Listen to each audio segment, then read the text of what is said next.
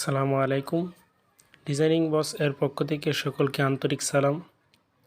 Mobile graphics design কোর্সটি complete করতে আপনাদের যেই অ্যাপ্লিকেশন এবং যেই সমস্ত পিএনজি, ভেক্টর এবং ফন্ট দরকার সবগুলোই আপনারা কীভাবে কোথা থেকে সংগ্রহ করবেন আমরা আপনাদেরকে বলে দেব।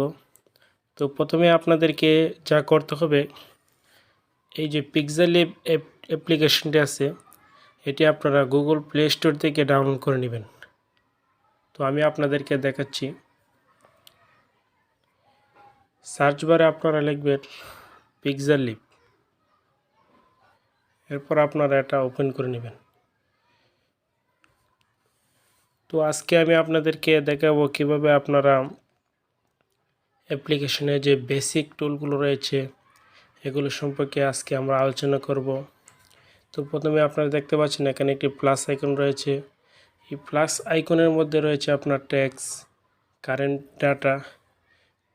টেক্সট বলতে আমরা যেই টেক্সট নামগুলো লিখব এর মধ্যে এই টেক্সটটা ব্যবহার হবে। এরপর রয়েছে আপনাদের এখানে কারেন্ট ডাটা।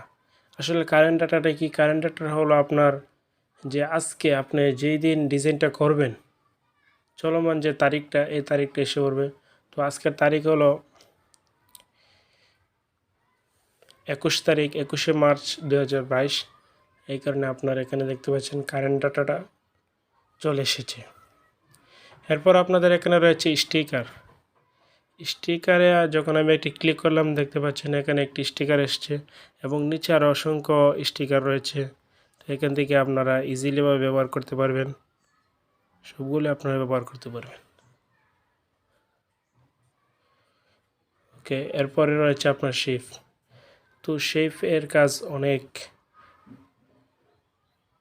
এই শেপের আমি আলাদা একটি টিউটোরিয়াল দেব ইনশাল্লাহ। আজকে শুধু আপনাদেরকে বেসিকটি আমি দেখাচ্ছি। এই শেপের অনেক কাজ রয়েছে। মোবাইল গ্রাফিক্সের মধ্যে আপনার এই শেপ দ্বারাই বেশিরভাগ কাজ করা হয়। এরপর রয়েছে আপনার ফর্ম গ্যালারি। ফর্ম গ্যালারি আপনারা যদি গ্যালারি থেকে কোনো পিকচার বা কোনো পিএনজি, ভেক্টর আপনারা যোগ করতে চান তাহলে এখান থেকে যোগ করতে পারবেন।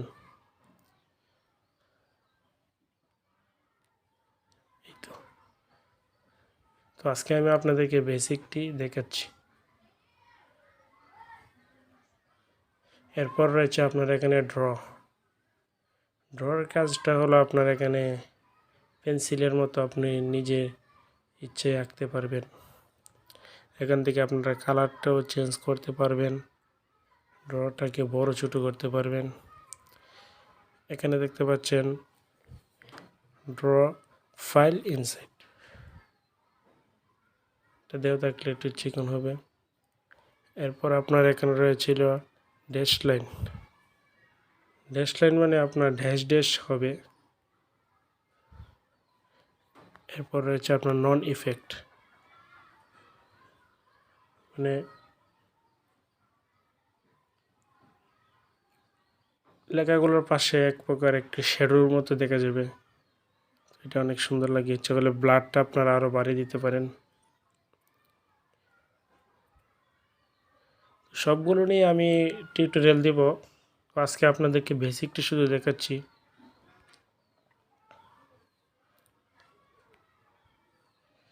এরপরে যে আইকনটি রয়েছে তা হলো এখানে সেভ অপশন। এখান থেকে যে আপনি ডিজাইনটা করলেন এই ডিজাইনটা যাতে পরবর্তীতে ক্লায়েন্টকে দেওয়ার সময় যদি আবার কোনো ভুল হয় তাহলে আপনারা আবার এটাকে এডিট করতে পারবেন। তো এখানে যে কোনো একটি নাম দিয়ে দিবেন।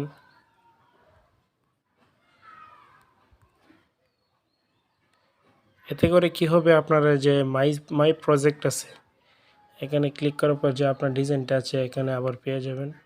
সেখান থেকে আবার আপনি ক্লায়েন্টকে দেওয়ার পর যে ভুলটা হয়েছে সেই ভুলটা আবার সঠিক করতে পারবেন। ওকে, সেভের মধ্যে আপনার পরে যে অপশনটা রয়েছে সেভ এস ইমেজ, এটা দ্বারা আপনারা এটাকে যে ডিজাইনটা করেছেন সেটাকে সেভ করতে পারবেন। এখানে ইমেজ ফরম্যাটের মধ্যে রয়েছে জেপিজি, পিএনজি। জেপিজি মানে আপনার পিছের ব্যাকগ্রাউন্ড থাকবে, আর পিএনজি মানে ব্যাকগ্রাউন্ড থাকবে না, আপনি পিএনজি আকারে সেভ হয়ে যাবে। এরপর আপনারা এটা কোন কোয়ালিটি দিয়ে সেভ করতে চান, এখানে অনেকগুলো কোয়ালিটি রয়েছে। তবে আমি আপনাদেরকে সাজেস্ট করব যে আপনারা যদি ভালো রেজলিউশন পেতে চান তাহলে অবশ্যই আলট্রা দিয়ে সেভ করবেন। এরপর আপনারা এখান থেকে সেভ টু গ্যালারি দিয়ে দিবেন।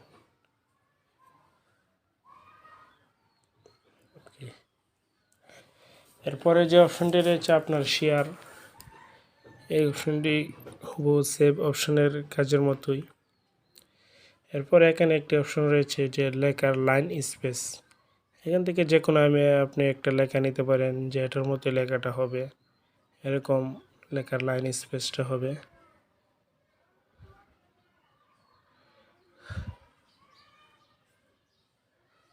তো এগুলো বেশি একটা কাজে লাগে না তেমন।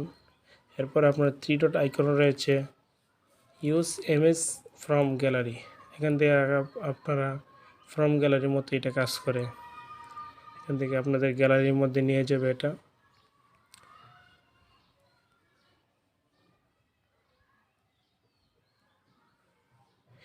এরপর রয়েছে ফুল স্ক্রিন, আপনারা যদি এটাকে ফুল স্ক্রিন করতে চান তাহলে এখানে ফুল স্ক্রিন টিপ দিবেন, ঠিক আছে। এরপর রয়েছে এক্সপোর্ট ইমেজ, এটাও ঠিক সেভ টুলের মতোই। এরপর রয়েছে ইমেজ সাইজ, গ্রাফিক ডিজাইনের ক্ষেত্রে সবচেয়ে ইম্পর্টেন্ট যে বিষয়টা তা হলো ইমেজ সাইজ। আপনি কোন ক্যাটাগরি নিয়ে কাজ করতেছেন, এখানে আপনার অনেকগুলো কাস্টম রয়েছে, আমি আপনাদেরকে দেখাচ্ছি। এখানে আপনাদের রয়েছে profile picture, YouTube channel banner, YouTube thumbnail.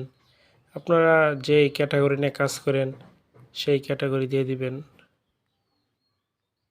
দেওয়ার পর অটোমেটিক তার ওয়েট এবং হাইট অটোমেটিক চলে আসবে। আচ্ছা, এরপরে আপনার এখানে রয়েছে টিউটোরিয়ালস, এটা তেমন দরকার নেই।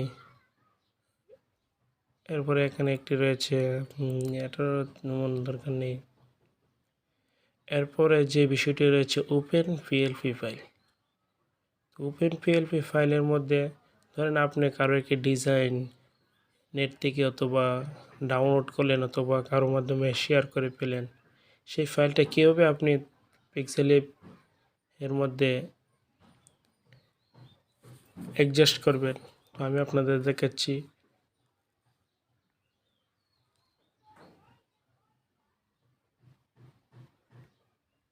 এই যে এই ফাইলটি আমি ডাউনলোড করেছিলাম, এখন এই ফাইলটি আমি অ্যাডজাস্ট করেছি, আপনারা দেখতে পাচ্ছেন। এরকমভাবে আপনারাও যদি কারো ডিজাইন যদি আপনারা নেট থেকে ডাউনলোড করেন অথবা শেয়ারের মাধ্যমে আপনারা ডাউনলোড করেন, তাহলে সেটাকে পিক্সেলের মধ্যে এনে এটাকে এডিট করতে পারবেন।